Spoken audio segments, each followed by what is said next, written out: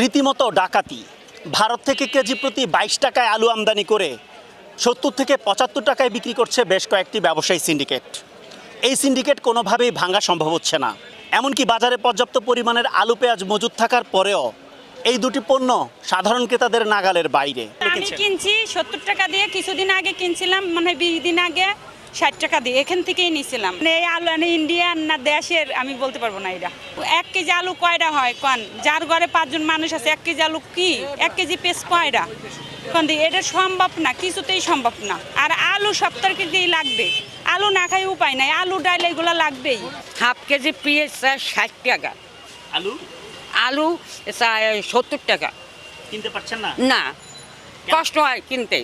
20 টাকার ও দিতেছে না। কালকে 100 টাকা হলে জোলাজুলি করছে আমার, 100 টাকা চিংড়ি মাছ দেয় না মিয়া।